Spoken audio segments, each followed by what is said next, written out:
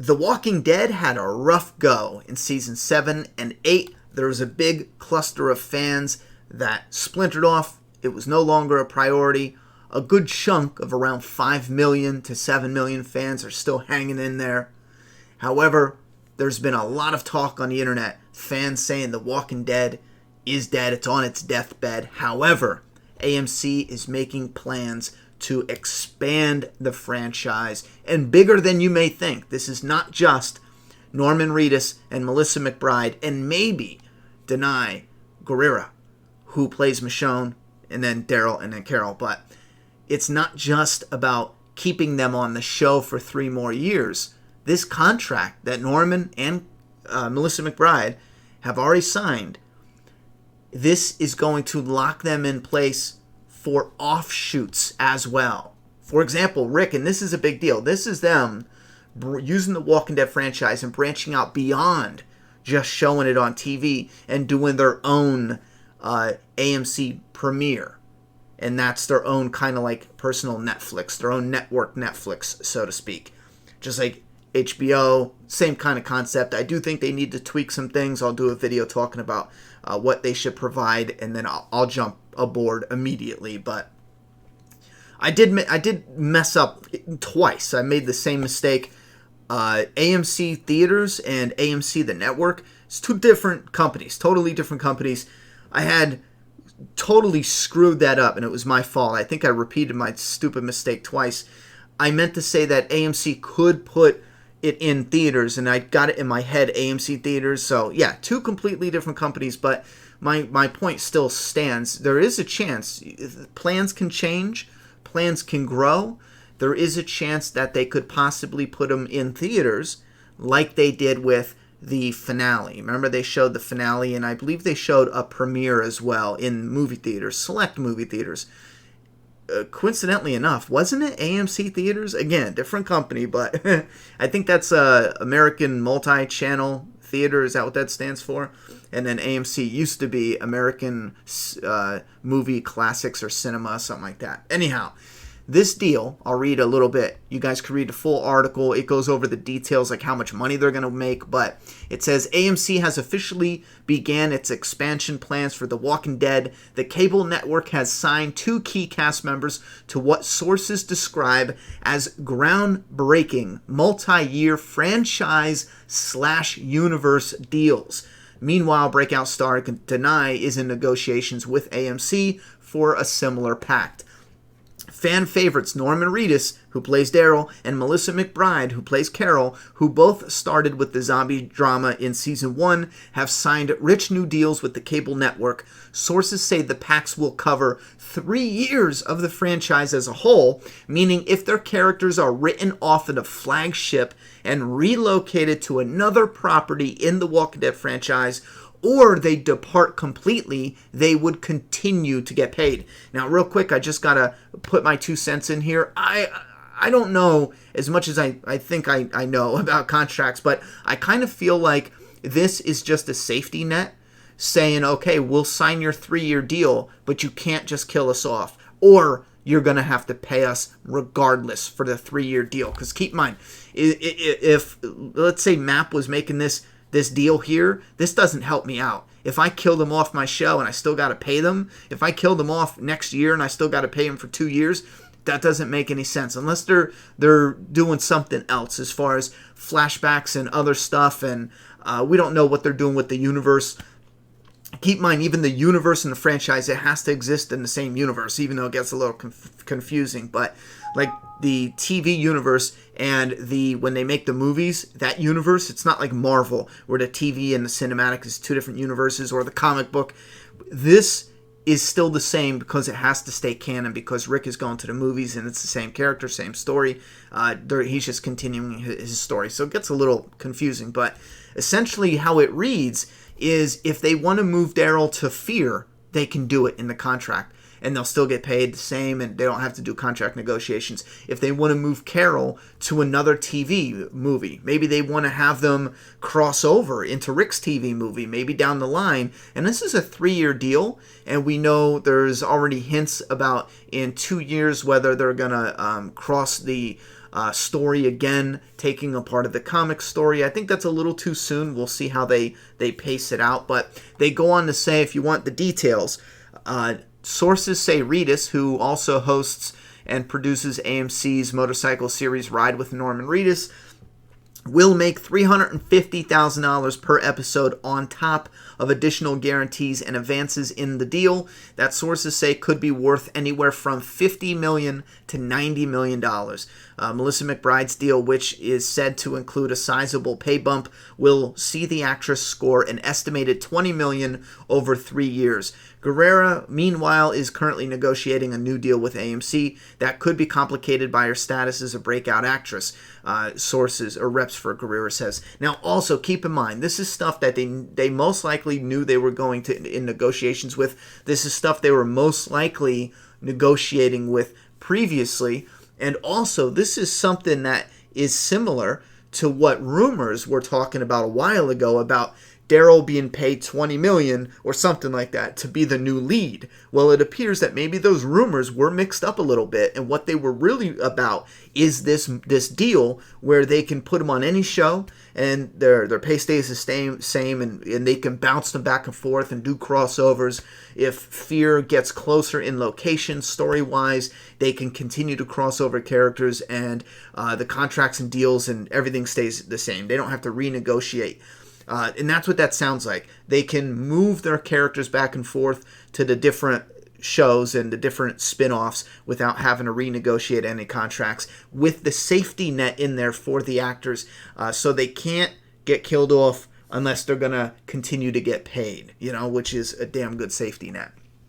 Now, the other thing, what's interesting is we know Maggie, who's played by Lauren Cohan, had issues with her contract with AMC. And it's funny how we're seeing all this money being thrown around. We're seeing all these contracts going around. Maybe Lauren Cohan, it's not a stretch to think her contract wasn't just about the show. Her contract was most likely either AMC knew this was coming up and they wanted to do a light deal before they did this big deal, but they didn't want to reveal it yet or tell her about it, or maybe they did reveal this and it wasn't as much. Because keep in mind, if she thinks she can get better pay-wise and they wanted to lock her in for 3 years, and then that would keep her from working on other projects most likely because she'd be too busy, and they'd also have the ability to bounce her around between the Flagship, Fear, the other spin-offs. Again, I'm trying to keep all the possibilities open because it seems like this deal is trying to set the foundation to be flexible with them as the cast and the franchise and the universe as a whole. And I think that is key. The flexibility there is key in these deals and stuff like that. Now, the new packs are described as groundbreaking in that they stretch beyond traditional series overall deals and allow Reedus and McBride, who starred as recurring in Season 1 and have been regular since Season 2, when they made the $8,500 per episode, to move freely excuse me, this is the important part, to move freely among new projects in the Walking Dead universe. That expansion, which is being overseen by Chief Content Officer Scott Gimple, started Sunday when AMC spun off leading man Andrew Lincoln, whose Rick Grimes has been the focus of both the comic book source material and the series itself, to a trio of big-budget, full-length movies to air on AMC. The packs for Reedus and McBride allow both to move freely among the franchise, exactly what we're talking about, as Gimple charts a course that will include revisiting characters who have come and gone with anything from the new series, digital offshoots, and mini-series, among others. And this is nothing new. Keep in mind, this is nothing new. When we talked about this the other night in a live stream, I got so many messages that were like, man, this is all new and crazy and yada, yada, yada. And I thought about it. It's not new. We've had this already in the webisodes. Way back in Season 1, we saw a recurring character after the fact. Remember Bicycle Girl? It's small, but this is the same idea, just on a bigger scale. And guess who we had recently? I mean, they did that with all the webisodes. It was the origin story to the Don't Open Dead Inside the Doors. And then there was another one where someone found Rick's storage unit. And then recently with the Red Machete, they did the origin story with the Red Machete, and at the end of the origin story, well, at the middle point where it's the end for the origin, how the Claimers got it, and then they did it after Rick lost it, sure, but the end point with the Claimers was bringing back a character that we already had on the show and that already died on the show. And it was the guy Rick bit his throat out. Wasn't his name Joe? The Claimers. So this is essentially stuff they've already done before. Instead of doing webisodes, they're trying to pump or push their own AMC premiere. It's looking like, because keep in mind, streaming is going to be very important. They want the direct money and yada, yada, yada. They want us, I'm assuming they want a system where we're paying them like Netflix, which if they do what I've said in the live stream they should do, I'll pay them tomorrow. Let's get it set up. You know what I mean? Because there's a lot of potential for this. If they're just going to run, we'll get into that in another video, but the deals that were made for Norman and Melissa are franchise deals. Our deals with Norman and Melissa allow us flexibility to either move them or use them in more than one place. I swear I did not read this article before. That is absolutely on point, and it's lining up, making sense. Depending on what seems creatively right to Scott and his partners, AMC programming president Dave Madden tells The Hollywood Reporter. We do look at this as a universe where we're trying to expand into as many different places as the show fits. We think this franchise could live across formats, so we want to do it carefully. We want to be strategic, we want to do it right, but there is a multi-year plan that could include additional series, digital content, and specials. Guerrera, meanwhile, officially joined the series in Season 3 as Michonne, yada, yada, yada. The show's this just goes over some of the background stuff. She has been very vocal about saying that she loves the show. We love Denai. We love the character. Right now, she's got a lot of opportunities, and she needs to weigh what she feels is best for her. But we certainly would want her on the show as long as she wants to be on it. We really want her to stay. She is an incredibly valuable character, and I'm really hoping she stays. Obviously, the lesson of Andy is that the show can survive anybody's departure. Whoa, don't speak too soon, buddy. If need be, but that's not our goal. The goal is to have Denai continue on whatever basis she can make work, given the other things that's going on in her life. Asked about how much longer she envisions herself in The Walking Dead, Guerrera stopped short of providing a time frame. I can't share that at this moment, she told The Hollywood Reporter at the Season 9 premiere late September. So, what else is here? Seeing other characters from the show in other ways is absolutely a possibility, but The Walking Dead will remain The Walking Dead and telling great stories with Carol, Daryl, and Michonne. So that is the priority with those characters, Gimple told The Hollywood Reporter. Wow, there's a lot to go over. Yeah, this looks crazy. AMC Studio-backed series of feature-length movies with... Yeah, they're going to begin production on the movies in 2019 with Gimple at the helm. Some fans are not going to be happy about that. He insists that the flagship series will remain the top priority as it awaits its Season 10 renewal with showrunner Angela Kang at the helm.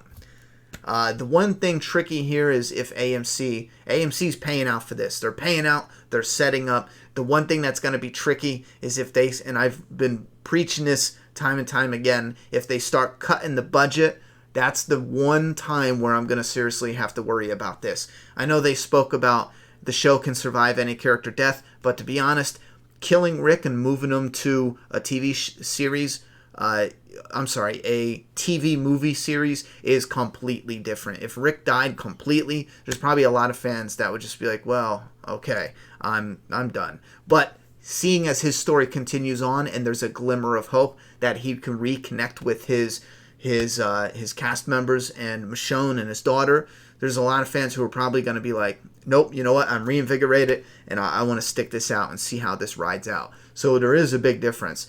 I think killing Michonne off, especially after you are losing Rick. I mean, we're waiting till, 2020 to see him in the movie. For better or worse, you are losing him, even though it's temporary. And Maggie, she's gone. After episode 5, she's gone until season 10 officially. So that's a big ouch. And we also have villains that are going to kill off a handful of characters. I think they need to pay Michonne to keep her on the show. I love Michonne as a character. I don't want to see her gone, especially having the glimmer of hope that she can reconnect with Rick down the line. Damn, I just don't want to see her gone. But this is huge. This is huge. I think this is huge. You guys leave me your thoughts and opinions in the comment box. Do you think this is huge, or do you think I'm blowing this out of proportion? I think this is massive. The potential for this, I think this is huge, man. All right, thoughts and opinions in that comment box. I'm done talking. It's your turn.